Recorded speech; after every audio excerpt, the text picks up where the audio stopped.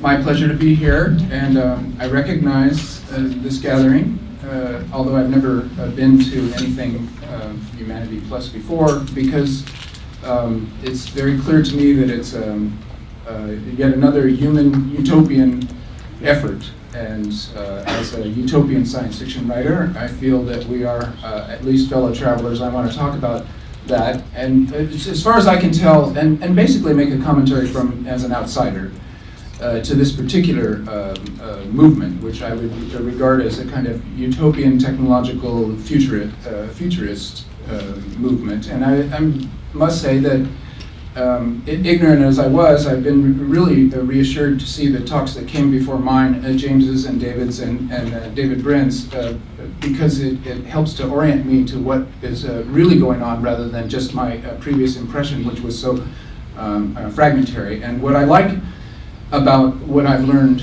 so far this morning is how grounded in, I have to say, political the talks have been so far, focused not on the incredibly powerful unleashing of human potentiality that comes through various technological advancements that we might make, but also the problem of integrating them into history as we have it right now, the moment, and how we go forward, so that it becomes not just science fiction turned into a kind of a hucksterism or prophecy, this will happen, when it's not at all clear that it will happen, but that it could happen. And if we were to organize society right in our efforts in the next centuries, that what could happen could be quite extraordinary.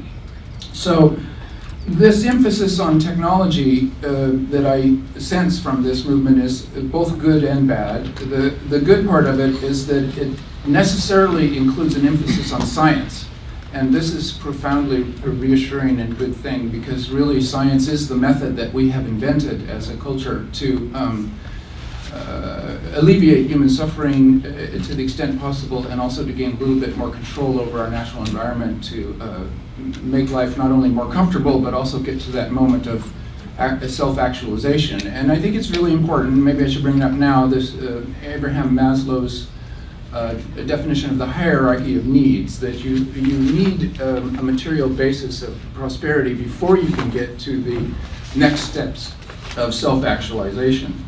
So that's the good part of focusing on technology. And then the bad part is to skip the hard parts and to begin to make leaps of faith that leap across scales of magnitude that can turn science into scientism, into a kind of pseudoscience or a boosterism. And there are two problems here. One of them is simply that some of these things are going to remain physically impossible for us as a species to do, and so they shade off into that part of science fiction that you would call science fantasy or power fantasy.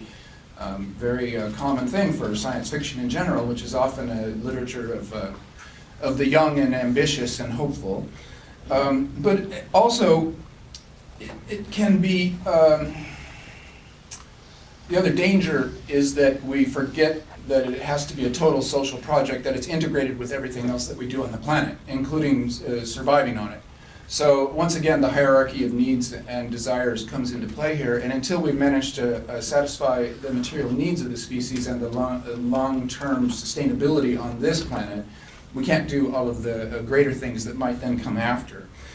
And so I need to point out something that I think many of you know already, that technology is profoundly political. That when we talk about technology and we look at its utopian elements, we really are also talking about a system of politics. And it is okay to talk about it on a political level. At first it seems kind of horrible, oh no, we're caught in politics again. But it's always best to be reminded that we are in a political system that values some things over another, and then make use of that to move forward. So we have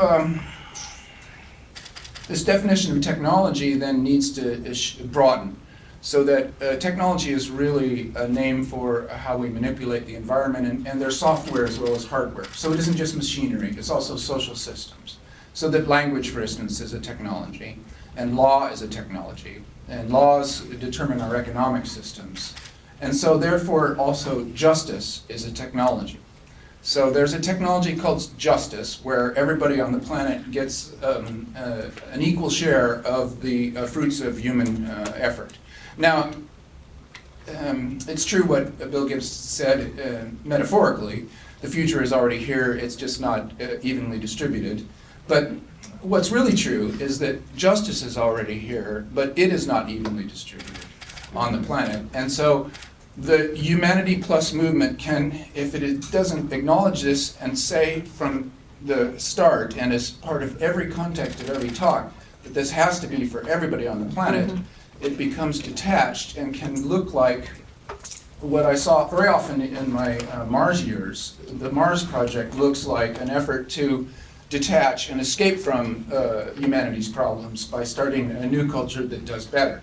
And this kind of escapism is crippling to any movement that wants to do mass support or to change humanity in a better direction. It has to always be a total movement, and this is why it was so beautiful to see, looking backward from the year 2000, the cover in James's talk, because this novel by Edward Bellamy was indeed transformative in the sense that the progressive political movement of the turn of the last century came out of that book. And so a utopian novel can indeed change the world because the progressive movement changed American politics and American reality. Also H.G. Wells, another beautiful reference, because in his persistent attempt to tell utopian social futures, which were not his bestsellers, but were indeed often ignored, but he kept doing it, what he did was create the mindset for the bureaucrats and the people in power in the post-war period, so that in 1945, when they had to reconstruct the social order of the world at Bretton Woods and elsewhere in the UN building, they were using H.G. Wells's utopian model of a social meritocracy that was scientific-based, that was reality-based, to create what they thought would be a working reconstruction of civilization, which had to be done at the end of World War II. So once again, utopian science fiction, enormous impact on the real, the social safety net, the meritocracy of a technocracy rather than nepotism. These things are first science fiction ideas, and then they're enacted in the real world. So this is a great model, I think, for your group to follow.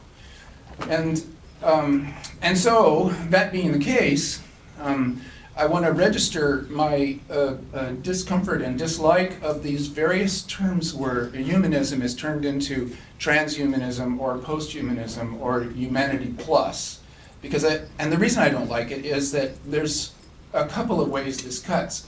We became transhuman at the same time that we became human, in that technology always been with us. So especially writing, which is truly a consciousness-changing technology that has enabled us to do everything that we do in modern civilization, that's the moment of transhumanism. So that's 4,000 or 5,000 years ago. And yet, on the other hand, you could also say that we aren't even yet human, that essentially we're in a subhumanism, that it would be nice if we could become human, and that all 7 billion of us on the planet are living in adequacy. So this is I don't want to get caught up, when a science fiction writer begins to critique a futurist movement, this is what I think probably a prime example of what Freud labeled the narcissism of small differences. And so I don't want to spend too much time there, because really we are on the same page. But in terms of public relations, I think giving yourself a name that tends to separate out from the bulk of humanity will result in an initial misunderstanding and a resistance to the good message that you have. So I don't know what the better name would be. Humanity first, humanism, existentialism, I mean, these are older names. Adequacy, all people better, these are dumb names, and I can see how in the media landscape you would want a better name than that. But I charge you with this task, that you quit talking about transhumanism, because we are never going to be transhuman. We are always just going to be human. Now, that being said, I have to say I believe fully in that we are cyborgs already. So cyborg is a different term, where the human and the machine in an interface together created by humans becomes the cyborg. We're already cyborgs, okay? And it's only going to get more machine-like in our interactions with the human and the machine. But that being said, still within that, we are still just human beings. We are never transcendent in the sense that the word trans, and we are never post in the sense that post. And the sense of humanity plus, well, humanity plus, but it has to be maybe humanities, or it has to maybe be all people, or it has to be 7 billion plus, or some term that immediately says it has to be for everybody. It can't just be for an escape hatch, bolt hole, off to Mars crew of affluent Westerners. So, that point being made, I want to get back away from the narcissism of small differences, because basically I am so much in favor of the idea of imagining how good it could be if we got things right, and also the reliance on science as the working method. So I want to suggest to you that there's never going to be any such thing as artificial intelligence in the way that it's been portrayed in science fiction, nor is there going to be a singularity. That the singularity maybe happened in 2008, that artificial intelligence is a name that we have for science, for the scientific method. It's already existed since the early 17th century, artificial intelligence. And this is why you can ask artificial intelligence, well, what makes best human health? And artificial intelligence replies to you, well, if 100% of the population were to drop their medical numbers in this particular way, then 5 of them will not get heart attacks that they might have had otherwise. We don't know which 5. We can never know. The whole population needs to do this for it to work for those 5 people that will never know. And this is not normal human thinking. This is not the causal if-then thinking that we ourselves in our individual minds come up with. It's more of a construct that we've made. The scientific method, the clinical test, the double-blind study, that's artificial intelligence. And these computers that so much mental energy has gone into imagining to being conscious have misunderstood the brain as well as computers.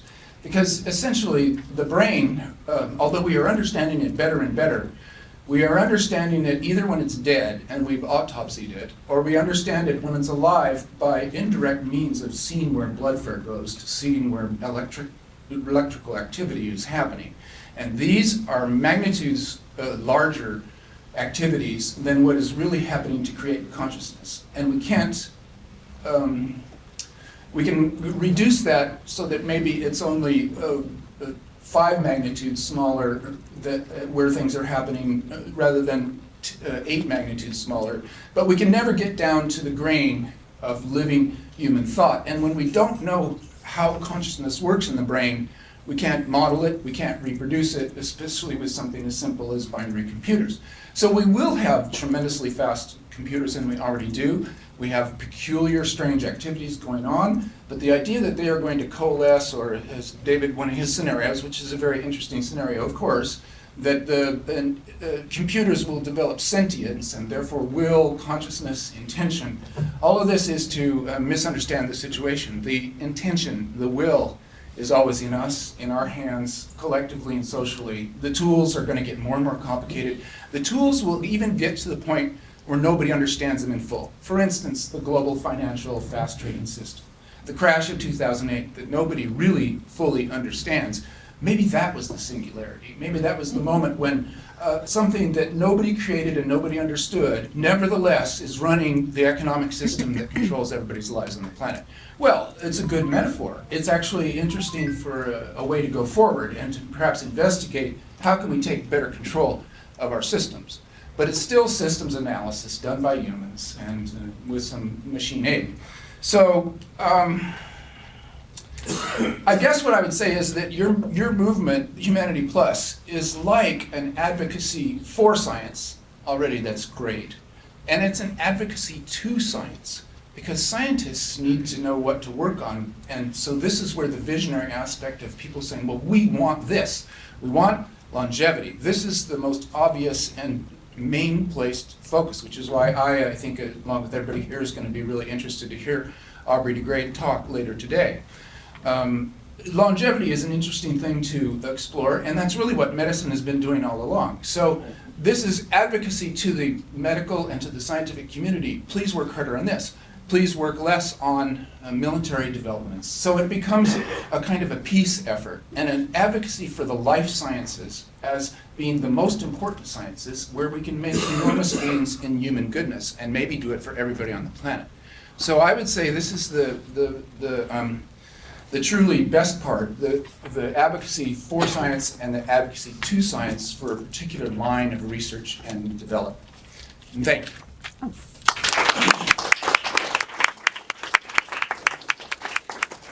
Okay. I've been timely, and so there is a little time for questions, if you have any. Let's use the mic. Hold on just a minute. Thank you very much. It should be working. It's working. The Cambridge Declaration on Consciousness, are you familiar No, with I'm that? not. Okay.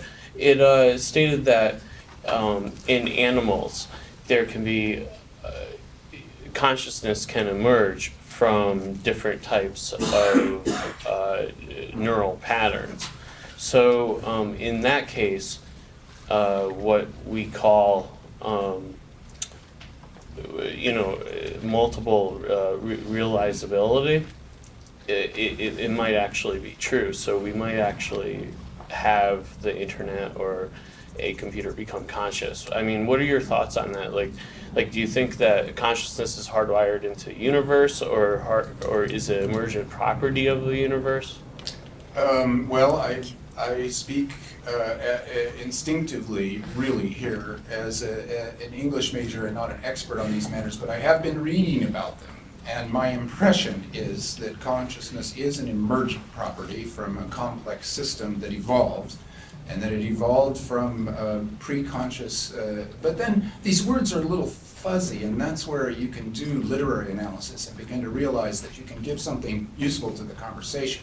Consciousness, sentience, these to me are slightly different, and I think that animals have consciousness, birds have consciousness, and really, in the Buddhist sense, all sentient beings, that includes life, really, that bacteria probably have consciousness of a sort. So yes, an emergent property of the complexity of the universe, and there's all kinds of consciousnesses, but what I'm saying is that our computers are not, at this point, adequate to the creation of consciousness because we don't have a good model of it. And that, I think, is the main problem, is although we have very rapid machines, we don't have a model. And the Minsky model, the society of the mind, is the most simplistic kind of a thing. It's just the first stab. It's sort of a Renaissance stab. The way that Freud or Jung would say, well, the mind seems to work like this, and Minsky is not doing anything differently. So we still have such a primitive sense of what consciousness is. And I'm saying that because of the minute, fine-grained nature of the brain, it might stay that primitive for a really long time, in which case we can't reproduce it. Yes, Keith. And there's something that you may be interested in later today. There's an actual proposal out now which looks like it's possible to happen, where humans would have a large enough presence in space to mount an enormous mission to Mars. I mean, we're talking essentially tens of tons per hour to the Martian surface. Well, as you know, I've been interested in Mars for a long time, and I wonder about the payload problems of getting out of the gravity well, and What I'll be talking about. And if it's a space elevator or some other method that gets us great weights out of the gravity well, then that would just open the door to quite an amazing piece of real estate. So that would be a lovely thing. Thank you. It's break time now. Please feel free to come up and speak to Stan, or go out and have coffee, and we'll see you back in, I think it's 10 minutes. So thank you so much, Stan. Excellent talk.